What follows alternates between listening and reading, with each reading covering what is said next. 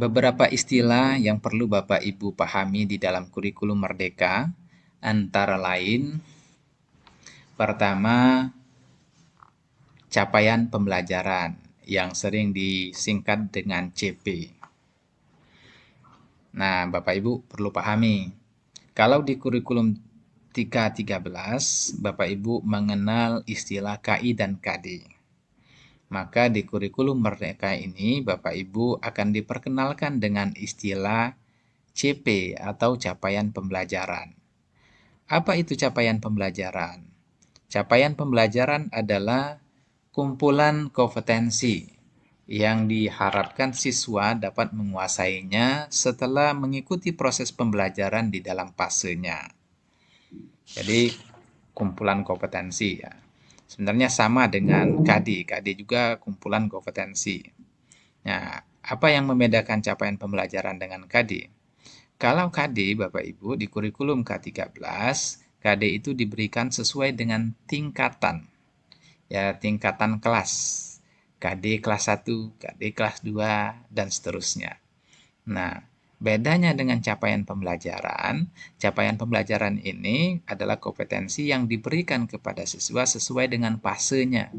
Ya, fase pertumbuhan siswa kita. Nah, ada beberapa fase ya yang sudah dibagi oleh pemerintah. Di sini fase pondasi, ya prasekolah, taman kanak-kanak. Kemudian fase A, kelas 1 dan 2 sekolah dasar. Kemudian fase B, kelas 3 dan 4 sekolah dasar. Kemudian fase C, kelas 5 dan 6 sekolah dasar.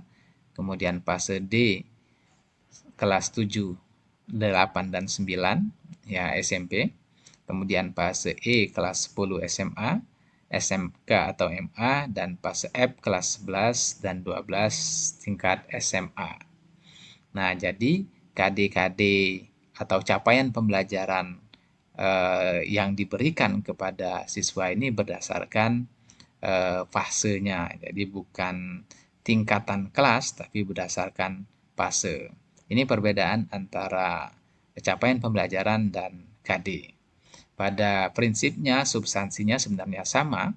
KD itu ya kompetensi dasar ya, kumpulan-kumpulan kompetensi dasar yang diberikan di tiap tingkatan kelas.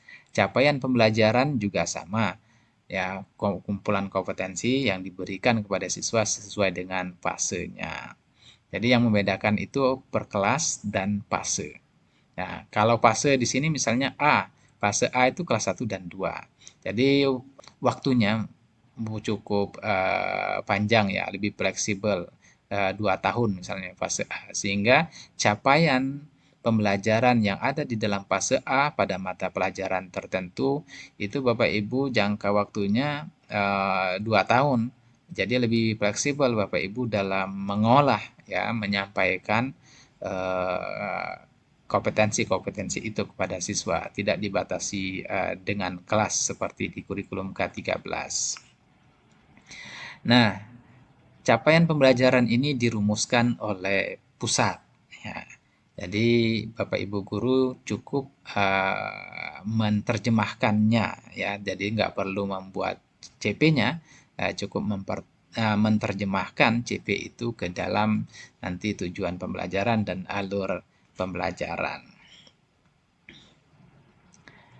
Nah, ini contoh CP PAI SD ya, fase A. Terdiri dari ini ada elemen-elemen ya, diantaranya elemen Al-Quran, Al-Quran hadis, akidah, kemudian akhlak. Nah, contoh redaksi capaian pembelajaran ini, misalnya pada aspek Al-Quran dan hadis, capaian pembelajarannya pendidikan agama Islam dan budi pekerti, menekankan kemampuan mengenal huruf hijaiyah dan harokatnya, huruf hijaiyah bersambung, dan kemampuan membaca surah-surah pendek Al-Quran dengan baik.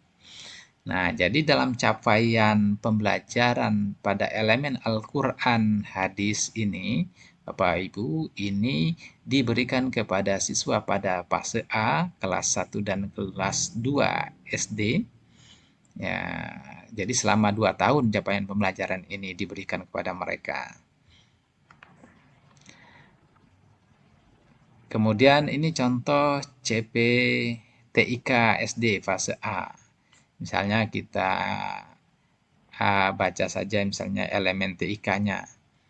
Bunyi CV-nya pada akhir fase A, peserta didik mampu mengidentifikasi perangkat TIK di antara perangkat lainnya dan kehadiran komputer atau komponennya dalam perangkat sehari-hari menggunakan perangkat TIK yang sudah dikonfigurasi sesuai konteks dan usianya untuk berkomunikasi, belajar, menggambar, dan berkarya kreatif serta menerapkan praktek baik yang memperhatikan aspek kesehatan, kenyamanan, keamanan, dan keselamatan.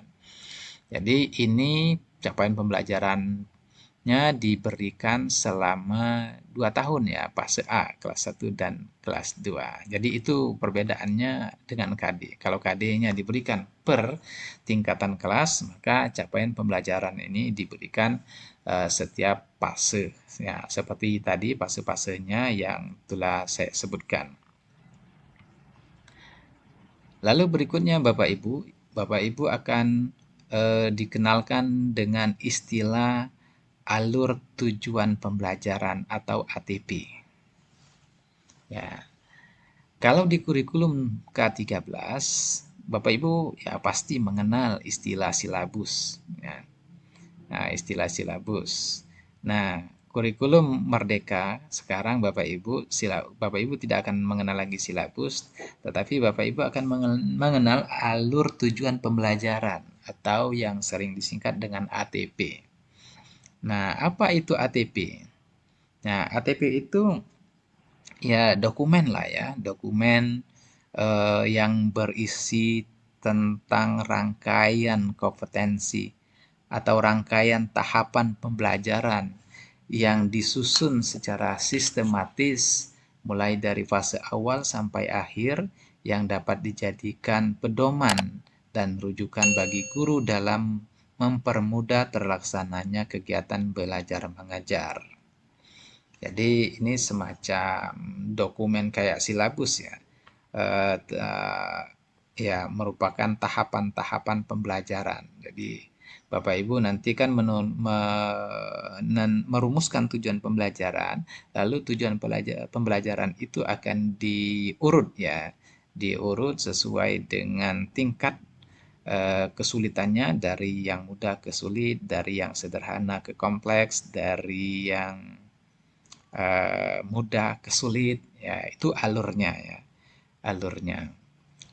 Sehingga sistematis di dalam proses pembelajaran maupun pencapaian tujuan pembelajaran itu sendiri. Nah, ini format tapi tidak baku Bapak Ibu ya. Ini format ATP itu sendiri. Ya, terdiri dari ini all elemen, kemudian alur capaian pembelajarannya, kemudian ada tujuan pembelajarannya, ada pekan, ya JP-nya berapa dalam satu pekan itu, kemudian ada kata atau frase kunci, lalu dikaitkan dengan profil pelajar Pancasila, kemudian glosarium. Ya, ini mungkin isinya yang berbeda dengan silabus ya. Kalau silabus biasanya ada indikatornya, ada evaluasinya, ya, dan lain sebagainya.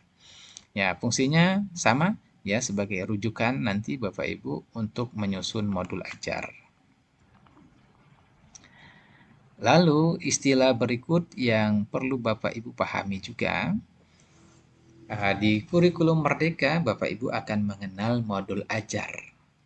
Nah, modul ajar ini tentu bukan modul yang selama ini seperti yang kita pahami. Ya, modul di sini adalah rencana pembelajaran Bapak Ibu. Ya, kalau di K13 itu istilahnya disebut dengan RPP, maka di kurikulum Merdeka ini disebut dengan modul ajar. Jadi modul ajar itu tidak lebih adalah sekumpulan rencana ya. Rencana pembelajaran yang terdiri dari beberapa komponen. Ya, komponen pertama misalnya informasi umum ya terdiri dari identitas penulis, kompetensi awal, profil pelajar Pancasila, kemudian sarana dan prasarana, target peserta didik, model pembelajaran yang digunakan. Nah, ini komponen informasi umum. Lalu ya komponen intinya itu ada tujuan pembelajaran, ada asesmennya, kemudian pemahaman bermakna, pertanyaan pemantik, kegiatan pembelajaran, kemudian refleksi peserta didik dan pendidik. Lalu di bagian akhir ada lampiran. Lampirannya berupa lembar kerja peserta, kemudian pengayaan dan remedial, bahan bacaan, baik pendidik maupun peserta didik, kemudian glosarium dan daftar pustaka. Nah, jadi kalau Bapak Ibu bandingkan dengan RPP, ya tentu modul ajar ini ya perencanaan yang sangat lengkap ya, yang sangat ideal sekali ya. Ya, kalau di RPP mungkin ada bagian-bagian yang mungkin tidak ada di dalam komponen modul ajar ini. Tapi fungsinya sama ya, modul ajar ini pengganti istilah RPP. Lalu berikutnya Bapak Ibu, ya di kurikulum Merdeka Bapak Ibu akan mengenal istilah PPP ya, 3P ya, profil pelajar Pancasila. Nah, kalau di kurikulum K13 ya Bapak Ibu mengenal istilah ya PPK ya. Ya apa? Penguatan pendidikan karakter. Nah, di kurikulum Merdeka ini istilahnya profil pelajar Pancasila. Ya, sebenarnya mirip-mirip ya, sebenarnya sama lah ya, substansinya atau kontennya sama. Adalah nilai-nilai karakter ya. Ya, yang mencerminkan individu atau uh, sebagai bangsa Indonesia. Nah, karena filosofi negara kita filosofi Pancasila, maka ya mau nggak mau ya harus dikaitkan dengan Pancasila agar lebih akrab dan lebih membumi lah Pancasila itu di dalam diri pelajar. Nah, ada beberapa nilai ya di dalam profil pelajar Pancasila itu. Ya, antara lain beriman, bertakwa kepada Tuhan Yang Maha Esa dan berakhlak mulia, ya. Kemudian ada nilai kreatif, gotong royong, lalu berkebinekaan global, kemudian bernalar kritis dan mandiri ya. Itu nilai-nilai umumnya ya. Nilai-nilai umumnya seperti itu. Nanti mungkin lebih dirinci, bisa dirinci lagi indikator-indikator dari masing-masing nilai. Nah, itu profil pelajar Pancasila. Lalu berikutnya Bapak Ibu. Nah, ada istilah KOSP. Ya. Apa itu KOSP? KOSP itu kurikulum operasional satuan pendidikan. Kalau di K13 kita mengenal istilah KTSP. Nah, jadi di kurikulum Merdeka ini Bapak Ibu mengenal istilah KOSP. Isinya sama ya, fungsinya juga sama. Lalu berikutnya ya, istilah yang Bapak Ibu perlu pahami di dalam kurikulum Merdeka ada yang disebut dengan teaching at right level, mengajar tepat atau sesuai dengan tingkatan ya, tingkatan kemampuan siswa. Nah, ini mungkin yang menjadi khas ya, menjadi khas dari kurikulum Merdeka itu sendiri. Kalau Bapak Ibu di K13, Bapak Ibu kan memulai mengajarnya itu, start mengajarnya itu, start materinya itu pasti panduannya adalah KD. Ya, kalau misalnya mengajar di kelas 3, KD-nya tentang pembagian misalnya ya. Nah, pembagian di dalam mata pelajaran matematika, KD-nya itu mau nggak mau Bapak Ibu ya memulai dari pembagian sesuai dengan KD itu sendiri. Nah, tapi di kurikulum Merdeka ini ya dengan istilah teaching at the right level ini Bapak Ibu akan mengajar sesuai dengan kemampuan awal siswanya. Kalau di kelas 3 itu Bapak Ibu artinya di fase B ya, siswanya belum bisa berhitung, maka start mengajarnya itu ya bukan pembagian ya, tetapi belajar berhitung dulu atau belajar menjumlahkan dulu sebelum masuk ke materi tentang pembagian. Nah, jadi start mengajarnya itu kalau di kurikulum K13 berdasarkan atau sesuai dengan KD, tapi di kurikulum Merdeka ini ya disesuaikan dengan tingkat ya pengetahuan atau pemahaman yang telah dimiliki oleh siswa itu. Nah, itu Bapak Ibu beberapa istilah yang Bapak Ibu harus pahami, harus kenali ya, agar Bapak Ibu lebih familiar ya tentang istilah-istilah di kurikulum Merdeka ini.